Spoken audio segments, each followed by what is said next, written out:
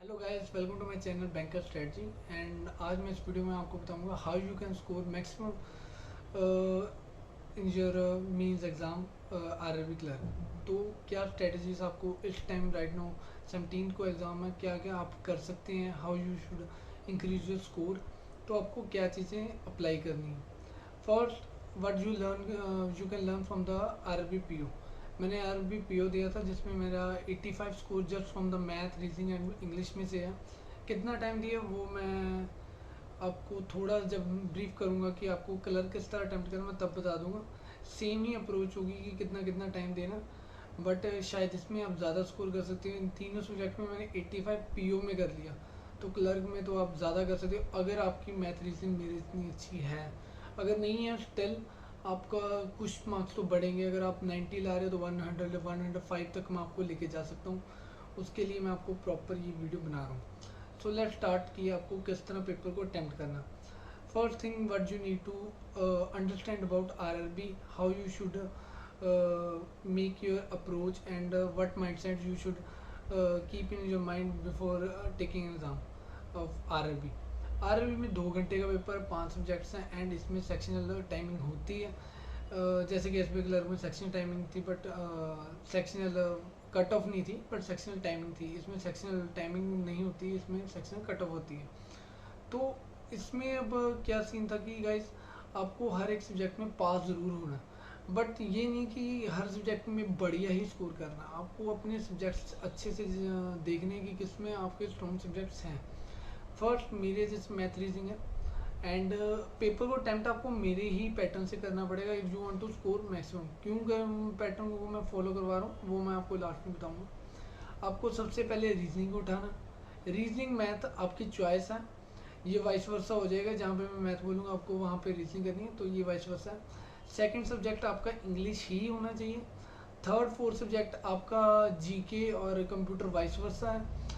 And fifth subject आपका जो math reasoning first वाले से वाइस वर्सा। तो इसमें जब आप रीजनिंग, आपको सबसे पहला सब्जेक्ट कौन सा उठाना, आपको वो उठाना है जो आपको कॉन्फिडेंस दे। बिकॉज कॉन्फिडेंस की ना इस एग्ज़ाम में बहुत ज़्यादा ज़रूरत होती है। जो आप सब्जेक्ट्स उठा रहे हो, अगर आपका स्टार्टिंग में ही टाइम लेके अगर आपने अरेंजमेंट किया एंड आपने 9 मिनट खा ली उस पर एंड आपका फिर भी सॉल्व नहीं हुआ, वो आपका पेपर एक तरह से चले गया। अगर आप फर्स्ट टाइम एग्ज़ाम दे रहे हो, सेकेंड ईयर जब आपका थर्ड टाइम है, तो आप शायद अपने आप को हैंडल कर पाओगे कि यार मैं कोई नहीं, कवर अप कर लूँगा, मैं उस सब्जेक्ट से इतना कर लूँगा, कोई नहीं, इट्स ओके। अभी मेरे पास 10 मिनट्स चले गए हैं, तो मेरे पास अभी 110 मिनट्स पड़े हैं। तो वो स्टूडेंट तो ये सोच, बट जो नया है वो एकदम अपना पेशेंस सब कुछ लूज़ कर देगा जब उसके देखेगा कि मेरा एक अरेंजमेंट नहीं बना, 10 मिनट्स चले गए। तो इसके लिए मैं आपको बोल रहा हूँ पहला सब्जेक्ट वो उठाइए मैथ या रीजनिंग में जो आपका स्ट्रॉन्ग हो। अगर आपको लगता है रीजनिंग रीजनिंग कोई डिफिकल्ट नहीं होगी, बट आपको एक काम माइंड के साथ करना है। ये नहीं कि अपने आप पे प्रेशर किया जल्दी जल्दी करके मैं जल्दी जल्दी ऐसे कर, कुछ नहीं उखड़ेगा। आपको आराम से अप्रोच करना, आपको प्यार से जो भी अरेंजमेंट उठा रहे हो हर एक अरेंजमेंट को 3 या 4 मिनट दो।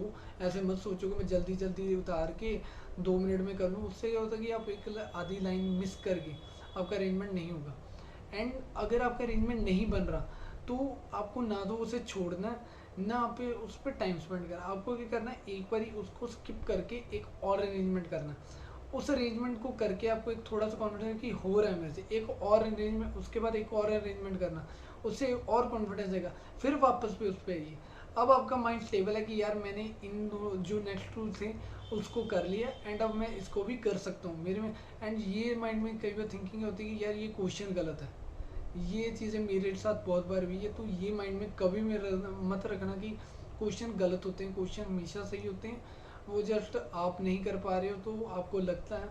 आपको यही थिंकिंग रखनी, बिकॉज वो आपका क्या करेगा, वो पेपर खराब कर देगा। आपको हमेशा ये रखना कि पेपर बिल्कुल सही है एंड आप उसे कर सकते हो एंड अब आप उसे करके दिखाओगे। ठीक है। रीजनिंग में आपको, जब मैं आपको टाइम बोल रहा हूँ 30 मिनट्स, यही मैंने पीओ पे फॉलो किया था। मैंने पीओ में 30 मिनट्स में 32 कर लिए थे। मैंने 5 मिनट का बफर टाइम नहीं दिया, अपना 33 कर लिए थे मैंने। 5 मिनट का बफर टाइम मैंने नहीं लिया। मैंने सोचा कि मैं इंग्लिश में ज़्यादा अच्छा स्कोर करता हूँ। बट अगर आपको लग रहा है कि आप 37 38, अगर आपको बहुत ज़्यादा उम्मीद है रीजनिंग में से, तो आप 5 मिनट का बफर टाइम मैक्सिमम 35 ही देना है। इससे ज़्यादा अगर दे रहे हो तो आप अपना बाकी पेपर स्पॉइल करके बैठोगे। लास्ट में देख लेंगे अगर टाइम बचता, बट एक बारी 35 एंड आपको 32 या 38 करके निकल जाना, रीजनिंग को छोड़ देना, इतनी डिफिकल्ट आएगी नहीं। एंड रीजनिंग में जो 1 मार्क्स के क्वेश्चन हमें से जब भी कोई अरेंजमेंट कर रहे हो या फिर कोई स्लोजिज्म, लाइक फॉर एग्जांपल स्लोजिज्म मैं आपको 2 टाइप्स बताता हूँ। वन इज जिसमें आपको अरेंजमेंट स्टेटमेंट दी है एंड कंक्लूजन दिए हुए हैं, तो आपको आंसर देना है, कंक्लूजन 1 कंक्लूजन 2 इज राइट और रॉन्ग, ठीक है। ये इजी आपको पेपर में करने हैं। अब फॉर एग्जांपल अगर आपको सिलोजिज्म आ रहा है कि आपको कंक्लूजन दिए हुए हैं एंड 5 लाइनों में स्टेटमेंट्स दी हुई है, हर एक स्टेटमेंट चेक करने की ये सही है, सेकंड सही, ये स्किप कर दो, 3-4 मार्क्स के होंगे, कोई फ़ायदा नहीं, ये आपको बहुत टाइम खा लेंगे। वही टाइम अगर आप मैथ में दे लोगे या मैथ में ही है, मैथ में दे लोगे तो ज़्यादा स्कोर कर पाओगे। तो इसको, इन क्वेश्चन को आपको छोड़ना है। ये छोड़ दिए आपने, अरेंजमेंट की एंड आपके 32 में एक बारी 33 मान लेता हूँ आपने कर लिए एंड आप आगे अपने नॉर्मल इंग्लिश सेक्शन में। अब आपके पास अगर आपने 30 मिनट दिए तो 30 मिनट इंग्लिश पे लगाने, अगर आपने 35 दिए तो 25 इंग्लिश पे लगाने। अब ये मत कर लेना कि 40 रीजन में 20 इंग्लिश में, कुछ नहीं, कोई फ़ायदा नहीं। आप शायद इंग्लिश या अपनी हिंदी जो भी आपकी लैंग्वेज होगी उसको आप क्लियर ही नहीं कर पाओगे, तो उसका भी ध्यान रखना। आप 25 मिनट्स तो एटलीस्ट दो। हमें नहीं पता पेपर में क्या, कौन सा सब्जेक्ट ज़्यादा डिफिकल्ट आ रहा है, कौन सा ईजी आ रहा है, तो इसलिए 25 इज़ सेफ एक टाइम है, इतना आपको रखना ही पड़ेगा एंड इसमें आप दीजिए। अब ये भी नहीं कि जल्दी जल्दी आपने 20 मार्क्स का किया छोड़ के आगे निकल गए। अब आपने 20 का किया, उसमें 20 की गारंटी क्या, तो वो चीज़ों का ध्यान रखना। 25 पे जितना होता उतना ज़्यादा से ज़्यादा आपको स्कोर करना है। कॉम्प्रीहेंशन जो इंग्लिश में आते हैं उस पर मैं आपको एक एडवाइस देना चाहूँगा कि अगर कॉम्प्रीहेंशन इंग्लिश में क्या होता है कि एक आते हैं कॉम्प्रीहेंशन जिसकी कॉम्प्रीहेंशन लैंग्वेज इजी है बट उसके क्वेश्चन डिफिकल्ट है, और एक कॉम्प्रीहेंशन की लैंग्वेज डिफिकल्ट है बट उसके क्वेश्चन बहुत इजी। फॉर एग्जांपल हमें इकोनॉमिक्स पे आया तो हमें उसके क्वेश्चन इस टाइप के होते हैं समटाइम्स कि ये वॉर किस टाइम किस ईयर में हुई थी, तो ये क्वेश्चन ढूंढना बहुत ईजी है। ये हम की पॉइंट ढूंढते हैं एंड पैराग्राफ में से जल्दी आंसर मिल जाते हैं और हम आंसर कर देते हैं। अब कोई एक स्टूडेंट है, उसकी बताया कि वो अपने ग्रैंडफादर के साथ रहता था, वो किसी और विलेज में रहता है, बट उसके जो क्वेश्चंस हैं वो इस टाइप के हैं कि what is true in this passage, what you can infer from this passage. तो आई वुड से कि आप क्वेश्चन चेक करो कॉम्प्रीहेंशन में, ना कि पैसेज को, कि इसकी लैंग्वेज इजी है, ये चीज़ है। या इजी तो सब कुछ होगा इंग्लिश में आरआरबी क्लर्क में, बट स्टिल टाइम को बचाते हुए आपको टाइम को अपना देखना कि इंग्लिश स्ट्रॉन्ग है फिर तो आप करिए, अगर आपकी वीक है तो आप अपना टाइम वेस्ट बचाइए। यहाँ पे ये सारी चीज़ें आप एक मॉक टेस्ट बुक जो स्मार्ट किडा में ट्राई कर सकते हैं, जो मैं आपको पैटर्न बता रहा हूँ। सो आपका 1 आवर हो गया, 1 आवर बच गया, आपके पास 3 सब्जेक्ट पढ़े हैं गाइस, रीजनिंग और रीजनिंग तो हो गया, reasoning English, GK, computer and maths.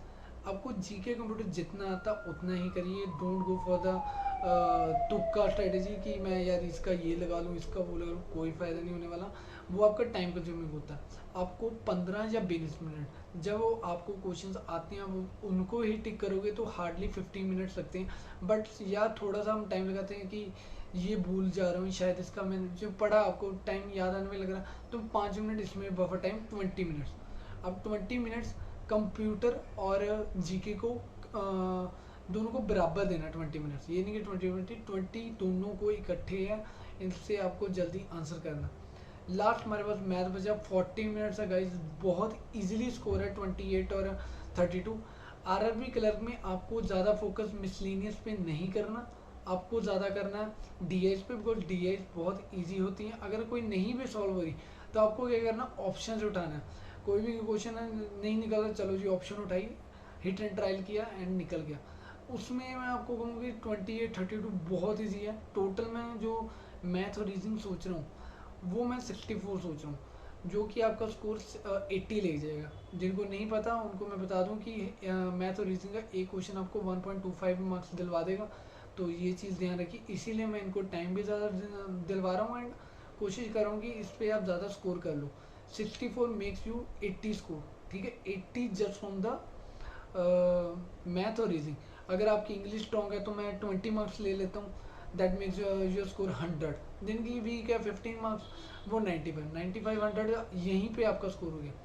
अभी मैंने कंप्यूटर और जीके को काउंट भी नहीं किया, तो अब जीके को काउंट करते हैं। कंप्यूटर में 9 और 10 कट ऑफ ही इतनी जाती है, इससे कम तो कुछ गुजारा ही नहीं है, बट 9-10 कट ऑफ ही इतनी जाती है। अगर आपने पास किया तो आपको इतने मार्क्स तो लाने ही पड़ेंगे। तो मैं 9-9 लगा लेता हूँ।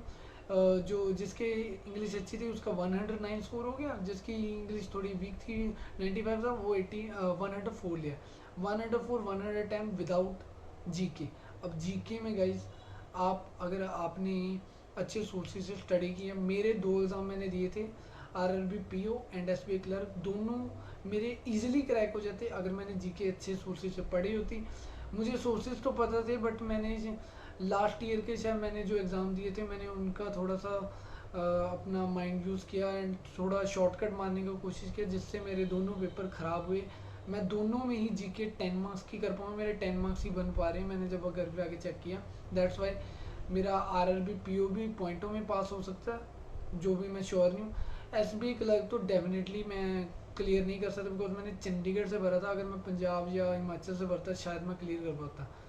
तो आप जीके में मैक्सिमम स्कोर करें, 15 भी स्कोर करते हैं, जिसका वो मैंने 110 बनाया था वो 125 चल गया, जिसका मैंने 104 बनाया था उसका स्कोर 15 में 119 चल गया। तो गाइज ये मैं बहुत कम मार्क्स लेके जा रहा हूँ। आपके तो स्ट्रॉन्ग सब्जेक्ट्स, अगर मैं कोई इंग्लिश में 35-30 भी ला सकता है, कोई जीके में 28-30 भी ला सकता है, तो वो आप पे है। ठीक है, ये स्ट्रेटेजी फॉलो करिए and definitely you will grab the seat and इस साल आपकी सिलेक्शन पक्की है आरआरबी क्लर्क में। सी यू एंड वीडियो को लाइक कर देना, चैनल को सब्सक्राइब कर देना for my next videos and see you in the next video. Bye.